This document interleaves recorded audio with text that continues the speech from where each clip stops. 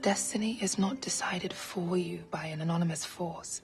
You get to make a choice. Patrick Klepek, let's talk about The Acolyte, Season 1, Episode 3, entitled Destiny. Before we get into this episode, I want to do a couple follow-ups from last week's conversation about The Acolyte. First of all, ratings came in. The Acolyte reached 11.1 million views in 5 days, which is 3 million short of Ahsoka, but still pretty solid. Pretty solid debut for The Acolyte, especially considering this is like all new characters, like a different period of time. Like Ahsoka at least was drawing on characters people knew in the Star Wars universe. And, a period people are vaguely familiar. You know, I mean, like there's a lot more going for it from that perspective. From a marketing perspective. But yeah, this is like, you know, a kind of quote unquote original IP in the Star Wars universe. And it did pretty well. So, you know, congrats to all the folks who are working on this show.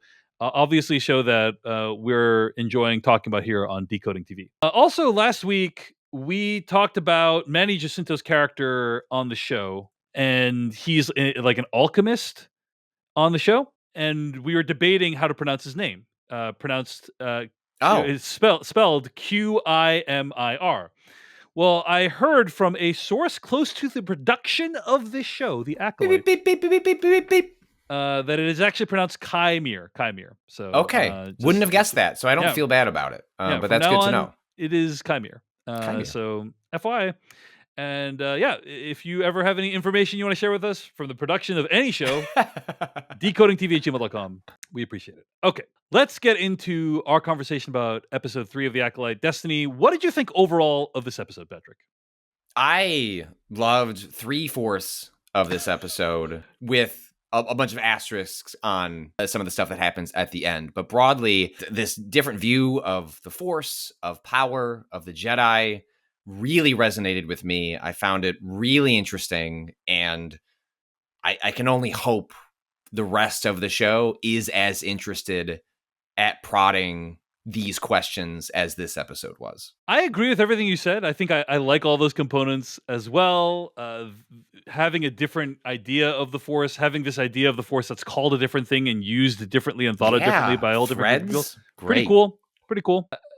Gotta say, you know, the child actors that they chose to play the young man Osha, I'll just say that I don't think they really brought the dramatic gravitas to this show that all the other actors are bringing. Yeah. And that was a little bit of a challenge for me. So, but other than that, I thought this was a solid episode with a lot to discuss. So let's get into it. Let's talk about what actually happened this episode. We're at Brendok 16 years ago. And I just want to say, by the way, one thing that's interesting about this episode, no B storyline. Like, it's just one storyline the whole way through.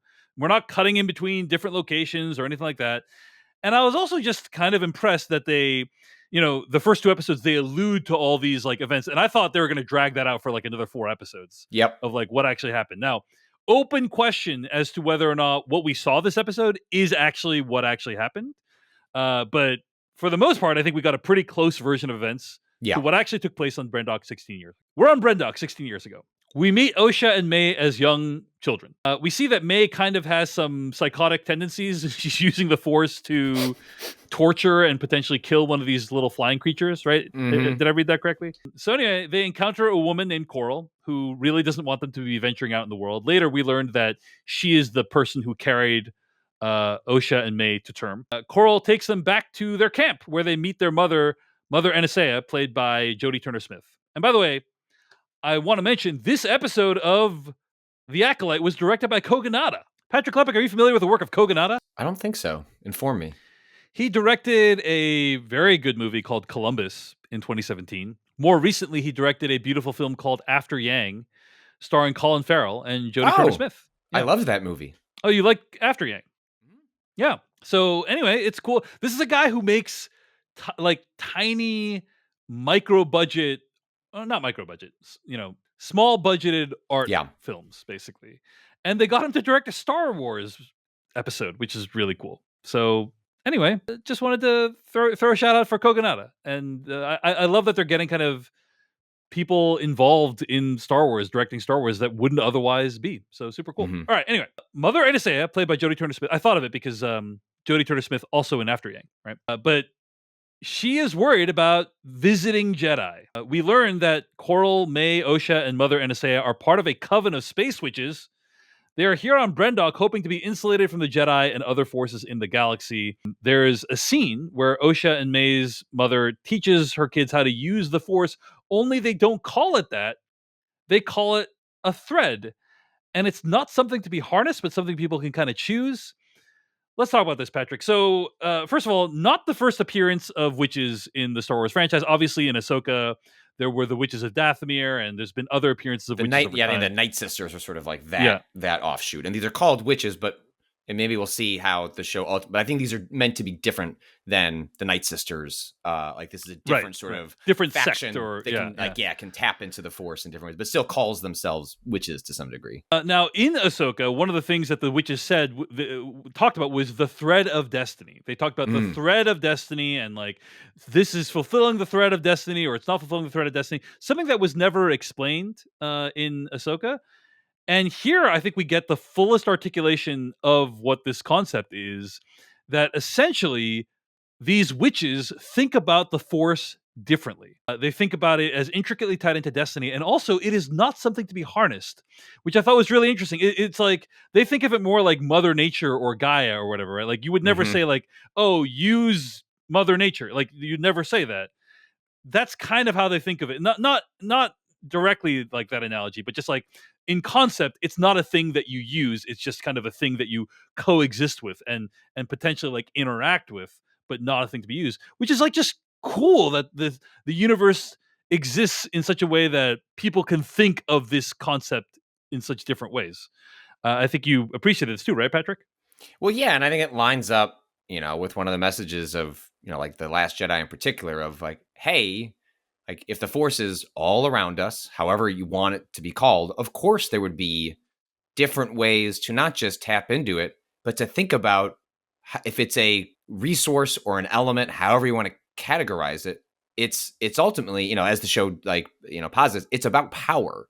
Like who uses it, why do they get to use it, and who do they use it on? And I think this is, I'm glad that this episode was kind of a luxuriation in this concept of exploring to a much more meaningful degree what would like another group of people who also could tap into the Force, or a thread, or however you want to characterize it. How would they use it? How would they think of using it? How would that impact their lives? The way that it impacts the lives of others, and like those are very natural questions to think about. But it's not one that Star Wars had, at least in the television shows and the movies. I can't speak to a lot of the expanded universe and the novelizations. I've played a lot of the video games, but it's fertile territory for Star Wars storytelling here, and sets up really natural and interesting, like as demonstrated in this episode, interesting conflicts with the Jedi and their philosophy that broadly goes untouched in a lot of the mainline work. Yeah. So cool idea, and I think again the fullest articulation that we've seen of it in this episode, right? Like as far as I understand, I don't think it's ever really been articulated in this way. Also, by the way, this show in general and this episode specifically makes the Jedi out to be this oppressive force, right? They are the oppressors. And it's this group of women who just want to live in peace, that the Jedi are basically like harassing and making their existence much harder. It changes the POV, right? The POV in Star Wars is the Jedi looking at something. And when you set that POV, or someone looking at the Jedi aspiring to be one of them, right? Sure, but right? But in many ways that is like still the Jedi's POV, because it's their influence, like influencing how those people frame themselves. And here, because it is, we spend enough time with this other sort of faction, with this other society, with this other culture, like often the camera is shot like from like behind these witches looking at the Jedi. And I think that just sets up a very different framing device for how you look at these characters and how you perceive the Jedi, because it's suddenly from a position of suspicion as opposed to a position of like immediate respect and power, in the way that Star Wars in the way Star Wars usually associates the Jedi. Yeah, totally. Great observation. And a very subjective use of the camera and of the POV in general. So anyway, Osha is nervous about a ceremony they're about to hold called the Ascension. It's how May and Osha will become witches. May is happy with staying on Brendok, but Osha has wanderlust. We learn from Mother Anastasia that their kind were hunted because the way they used the Force was deemed unnatural. Later, we learn that Mother Anastasia created May and Osha, but the way in which she did it was probably not super cool. I'll have more to say about this topic during Dave's nitpick corner. Anyway, wow, which is gonna happen at the very end. Teasers for the segment now. I love it. It's the Ascension ceremony, and they're doing the ceremony, and they're asking, do you, May and Osha, take our coven to be your lawfully wedded witch thing? And they both have to say, like, I do, or yes, or whatever. And right as they're about to complete the ceremony, the 4 Jedi show up, right? 2 of which we've already seen killed on the show. Carrie-Anne Moss's character, and also the Master Corbin from last episode. We've already seen those characters killed. There's still the Wookiee Jedi as well as Soul. First of all, I'm just very excited to see Carrie-Anne Moss in the show again. It's like, oh, we thought she was gone. Guess what? We're going to bring her back in a flashback. That's great. Glad she got more stuff to do. Maybe we're going to get a fight scene with past Carrie-Anne Moss, I hope. Anyway, we'll see. Apparently, they thought this planet was uninhabited, ? But they're also probably full of shit. The Jedi see potential in the possible children that they're hiding, and apparently they have first right of refusal to at least request to train them. But Mother Anastasia points out that Brendok is not part of the Republic, so it's a very tense standoff. Now, I asked about this, and apparently the Jedi are able to identify children at an early age and kind of designate them for force training, but they must have the permission of the parents. That's kind of what the dynamic is, as far as I understand. So that's why you see this dynamic play out of hey, surely we have the right to identify these children, and then then they have to actually ask the mom for permission to no other manipulation happening though. Otherwise, just right across the board, just paperwork on the Jedi's part. Oh, I mean, certainly you're asking the people who literally one of their top build skills is controlling people's minds to request to have access to your children. There's no abuse that could possibly happen in that process. Can't ever see them again? Can't check up on it? Can't see if there's anything shady happening at the Jedi temple? No, they're just, okay. Seems fine. I mean... Oh, yeah. No, trust the space cops. Yeah, let's trust the space cops. No problem. Space cops / Catholics. Anyway, so... It comes out, the Jedi locate the children and invite them onto the ship and try and train them. The people in NSA's coven meet and discuss their options. One of the elders suggests that they purposely fail the test. So that's what they try to do. Osha tries to fail the test, but Sol sees right through it and explains the Jedi saw how special he was and that he can see that in Osha. So shortly after it comes out, Osha doesn't want to be a witch. She wants to explore the galaxy, and her mother is open to it, even if it means she'll never see Osha again. She says, quote, "Destiny is not decided for you by an anonymous force. If you want to pull the thread, then pull it," end quote. So before we get to the concluding scene, any thoughts on any of what's going on here, Patrick Klepek?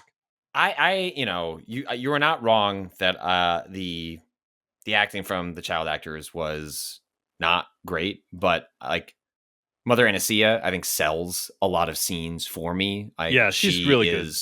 Tremendous. That scene in particular where she's talking to her daughter, this decision she tries to make, it didn't quite get me all the way there, but I felt a lot of feelings in that moment. It's a very relatable idea to, you have hopes, expectations, ideas of what your children are. And I think the greatest gift you can give them is to help them make those decisions or even those mistakes, for them, as opposed to being overly prescriptive on the life that they should lead. I was very fortunate to have parents that, the reason I have the career I have was not because they understood it or thought it was a good idea, but to be overly goofy. They let me pull on a thread, and that thread turned into a career.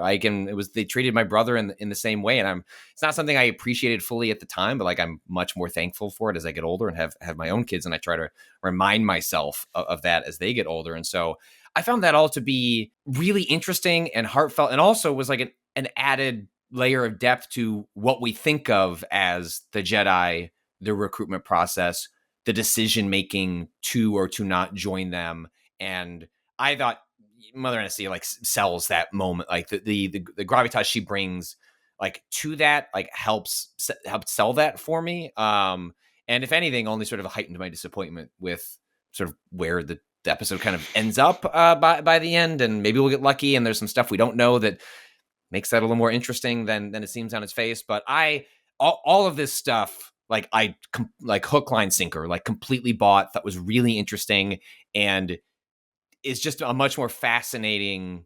And I liked Ahsoka more than you did, but now having watched this show and like an episode like this, like all it makes me want to do is like let out an enormous sigh, because this is just a much more fascinating way to conceive of this universe. Even if the show doesn't fully stick the landing, ideas like this are what I want to watch in an expanded universe of Star Wars way more than live action versions of animated, like long running animated shows. Right. It's complicated, right? Because it's not just, joining the Jedi is a cool thing that comes with no trade-offs.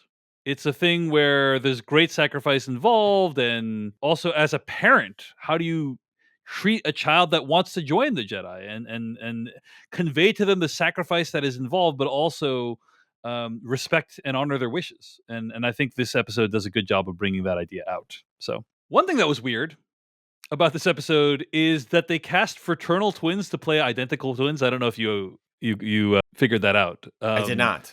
That's just weird. That's a weird decision, I think, because in the future, Osha and May are played by the same actor. Right. But then when they're little kids, they're not. Like, who do you think you are, Kogonada? Stanley Kubrick in The Shining? For those who don't know, Stanley Kubrick cast two non-identical sisters to play twins in that movie. So the effect of that in that movie, by the way, The Shining, was to unsettle you, because you're like, oh, these are supposed to be twins, but they don't look quite the same. Unclear if there is a purpose for that in this episode. It's TBD as to what the point of that was. It didn't bother me. It's not something I picked up on, or noted particularly. I think at most you're kind of like, is that real? Are those really twins? That's kind of what you might do, but yeah, I don't think it's they're not like distractingly that different or anything like that. So also I thought it was kind of funny, like a little bit goofy the way Osha fails the test, like Saul tricks her, into thinking in like, oh yeah, you're getting the right answer, and Osha's like, no, I'm not, and it's like, well, how would you know? Like catching her in her lies. That was good, but that was also one of those moments where I think it feels so like cruel to say, like, the deficiencies of the child acting, like.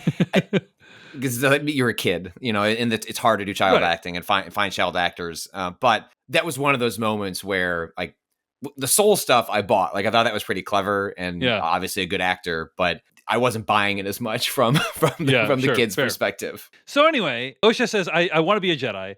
May gets super pissed and threatens to kill Osha rather than let her go be a Jedi.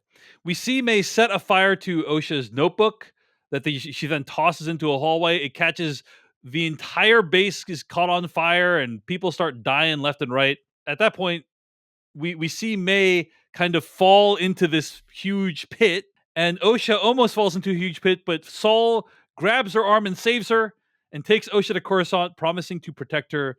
In a final scene, young May looks for Osha by a tree. Patrick Klepek, sounds like you were a little disappointed by this ending, and you're not the only one. I'm curious what your reaction was to what happened in this episode at the end. The thing that I found most interesting about this episode was the questioning of the Jedi, what they're doing, why they do it, what they represent.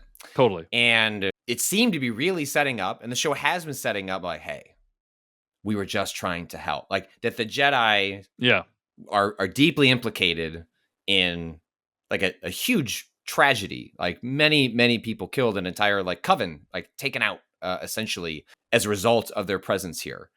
The structure seems like it wouldn't necessarily light on fire this quickly, and there are multiple copious establishing shots of the structure they're in, and it looks like made of stone, right? Right. So I mean, there's the only setup you get is a little earlier. I believe the woman who carried them to term, whose character's name I forget. Coral, I believe. Coral. Like, there's like a noise connected to the reactor that eventually goes off that she sort of like looks up at, but there's just, I don't buy it. It feels overly simplistic. It doesn't help that the character, like the child actors weren't selling this moment as much for me. But what I wanted was like, the Jedi fucked up, and like they came in here and like they were mad and like made things worse and like did the most despicable thing possible. And this is a truly dark chapter in probably a larger series of dark chapters in the Jedi's history. And if that's not what happened, or some shade of gray from there, I will find this episode to be, in retrospect, a little more disappointing, or at least not live up to the ultimate promise that I think it sets down with the questions it's asking at the start. So Polygon, Austin Gosling over at Polygon wrote this article called "The Acolyte's Silly Rock Fire in Episode 3 is a Perfect Symbol for Its Bigger Problems." Austin really did not like this episode, and essentially tries to come up with explanations for why it ended so silly, in such a silly fashion, right? Because the issue that Austin has is, we see Kid May clearly and emotionally say she would rather kill her sister than see her leave, then set the entire mountain temple on fire. May takes Osha's sketchbook, lights it up using a lamp, then throws it into a stone hallway, which promptly ignites like it's made of dry wood. Here's where we have to meet the show more than halfway. Austin then lists several theories as to what's actually going on here. He says perhaps what looked like stone in the mountain was actually different material. Maybe the interior tunnels of the home were coated with extremely flammable non-rock material. That's theory 1 for why it happened. Theory 2, the hidden culprit theory. The most likely outcome of a theory like this would be that someone from May and Osha's coven fanned the flames to try to get the girls out and blame the Jedi. The culprit here would probably be the Zabrak witch, who seemed to be having a bit of power struggle with the twins' mom. Maybe she's stronger, more dangerous than she appeared, and simply decided that destroying the coven's home and splitting up May and Osha would be the witch's only path going forward. She could even be the dark figure training May in the future and tasking her with killing the Jedi who visited Brendog. An even more exciting version is that the destruction was caused by the Jedi all along. May, despite her horrific proclamation that she was going to murder the only other child she's ever known, was mostly blameless and was instead set up and then left to die by a band of Jedi desperate to get their hands on a promising new recruit. This would be genuinely shocking. Not out of line entirely with the dark edges lurking around the Jedi and Star Wars canon, but more gutsy and interesting than almost anything we've seen on screen. And then finally, theory 3, which is a very likely theory.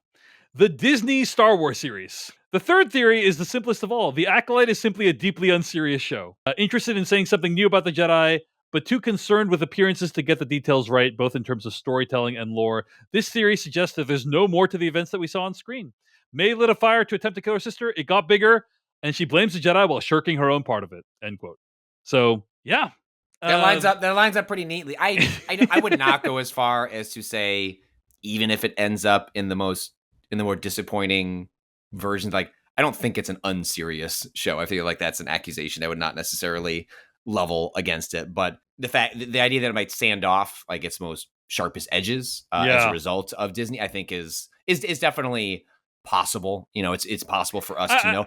Unless a source close to the production wants to let us know that the scripts are much darker, until some mean Disney exec came in and said, make it less bad. The point still stand. That article lines up neatly with my reaction. I have to say that if what we saw as depicted is like the base reality of what happened, then the show is at least moderately unserious. Is what I have to say. Like, if what we saw on screen is May freaks out, sets a fire, and then blames her sister for it, that's a moderately unserious. It's just, okay, well, that's pretty silly. That's a pretty silly development. And the reason it's silly is because it leaves on the table a bunch more interesting dramatic possibilities. Like, yes, the witches were responsible for this, the Jedi were responsible for this. I personally think that what we saw is not necessarily what actually happened. Like, I agree. Or what, like, there's some other layer than what actually happened, because May kind of becomes a psycho killer a little bit too quickly. Now, as I said early in the episode, she's kind of torturing animals with her force powers, which is kind of a classic sign of someone being a sociopath. So they did like lay some track for her lighting everything on fire, but I don't know, man. It just feels like her turn to, like, I'm going to kill my sister rather than let her go. It feels so out of character. Also, remember, in the last episode 2, May and Osha see each other. And May says, Oshi? Like, she says it with kind of this affection.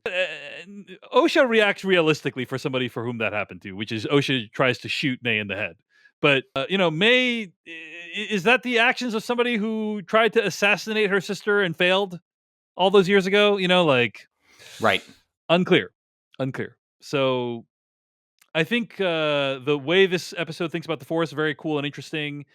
What actually happens at the end, TBD. If it is actually what was depicted in this episode, and that's it, then that would be a disappointment for both me and Patrick Klepek, right? So Agreed. I think that's it's again the nature of the type of storytelling they're doing here. I'm hoping for the best, right? There's a mystery box element to it, and I'm hoping that what's on the other side of the next 3 episodes ends up following, following the most interesting questions that the story is asking in this episode in particular. And I'm hopeful. I'm hopeful, but maybe I shouldn't be, because the most likely income is the third theory from your article, I suppose. I'm going to make a prediction right here, Patrick. I have not seen any future episodes. I'm going to predict that what happens is May wasn't responsible for the fire, or like she wasn't responsible for the whole base being engulfed in flames, at least. The Jedi are somehow responsible, and they mind wiped May and Osha to give them the version of events that we saw in this episode. Now, that would be... Oh, right, because she does wake up without a memory of what happened when talking to Soul, even though she was there. And obviously trauma can create, gaps in memory, but I didn't quite put all that. The thing that would together. be weird about that is like, then the show has shown us something that is wrong. Like, it's one thing if the show shows us like kind of cuts around what actually happened, but it clearly shows May setting this fire, and so then it's like, is the show really gonna retcon a thing that it actually showed, like that we saw with our own eyes? I think that would be kind of cheap, in my opinion. But I do think it's like the Jedi were somehow responsible for this fire. Either they forced May to set the fire, or they accidentally set the fire and then blamed it on May because they were wanting to like recruit this promising new person to Osha. But that's my prediction. It's not like it's not like I'm really going out on a limb. It's, the show has given a lot of hints about this, but that's my guess as to what's going to play out. So we'll see what actually ends up happening. Any other comments about this episode, Patrick Klepek? It's a much more interesting show as a result. Again, hoping for the best on where the things kind of end up by the end, but I'm more interested in where the show is going now than I was at the end of those first 2 episodes. Despite liking it but not loving it, this episode still, despite the ending, pushed me further in the direction of, this is an interesting piece of Star Wars. I'm excited to see where it goes. I hope they stick the landing. Indeed. Stay tuned for Dave's Nitpick Corner, but in the meantime, Patrick Klepek, where can people find more of your work on the internet this week? You can find me talking about video games, everything at Summer Game Fest, and more. Did a lot of interviews there, something like 12 interviews or something across those couple of days, over at remapradio.com. And I'll also be writing also about the event over at my Parenting and Gaming newsletter, crossplay.news, where I asked a lot of game developers about how they think about their games in relation to families and difficulty and things like that. So look forward to both. All right. And of course, I want to give a shout out for Decoding TV. We're across all platforms at Decoding TV, YouTube, TikTok, Instagram.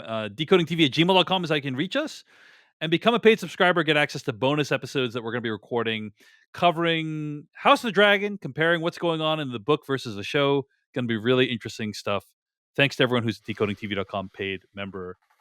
Everyone who works on the show gets paid, and 90% of our revenue comes from paid subscribers. So really appreciate all the paid subscribers for keeping this podcast going. I want to start Dave's Nitpick Corner, same as last time, by saying you should not listen to this segment. It is of no use to anyone.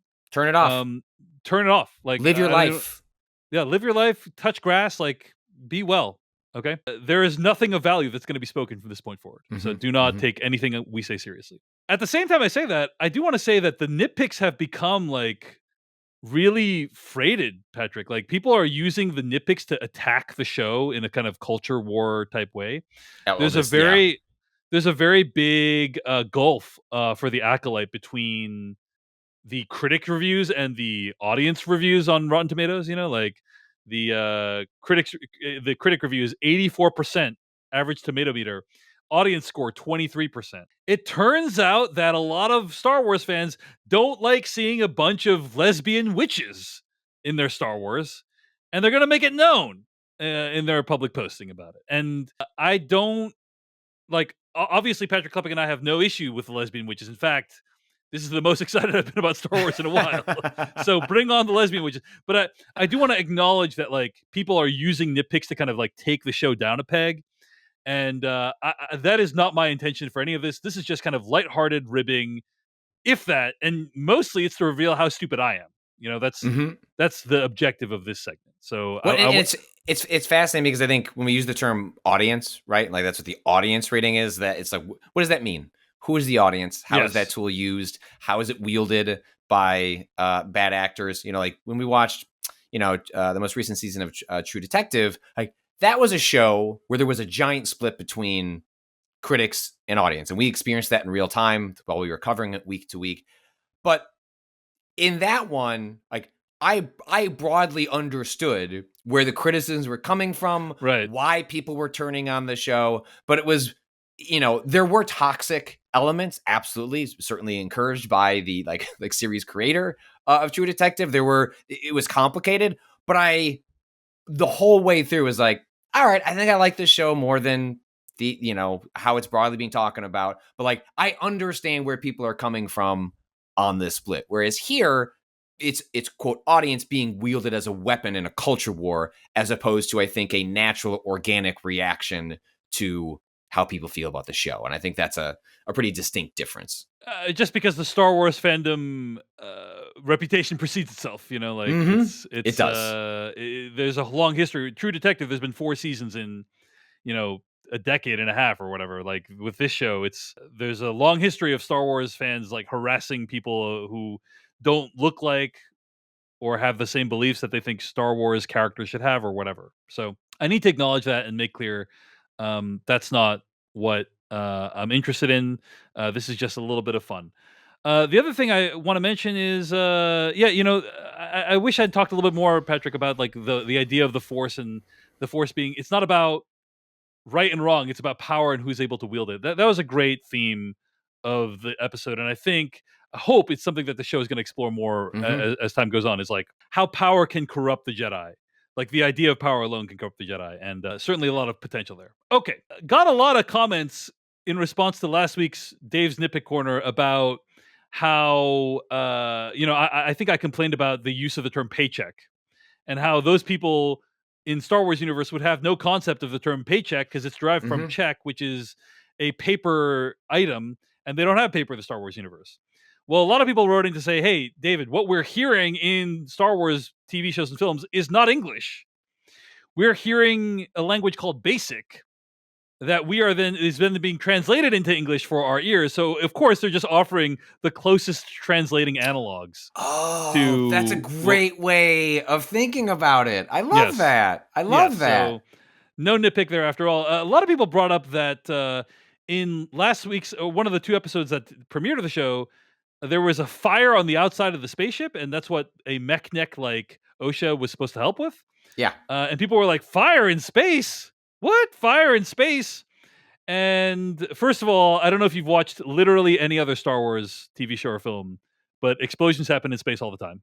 I saw this become a point, on social media. And so people were pulling up all sorts of quotes from George Lucas, who in particular has said over and over the years how much he both really cares about like lore, mythology, up until the point that it's inconvenient for the cool or interesting thing he wants to do. Like there was one instance where in the Clone Wars like television show, there was a ship that suddenly had cloning like capabilities, even though in the original trilogy, the Millennium Falcon is like remarked as like, well, a ship that size can't have cloaking capabilities. And so like it was asked like, well, how could this ship have it? And Lucas's response was, well, because this one does. And it's like, that's just like, like, I think people forget how fast and loose sometimes Lucas plays with his own world. Yeah, I mean, there are, I hate to tell people this, but like there are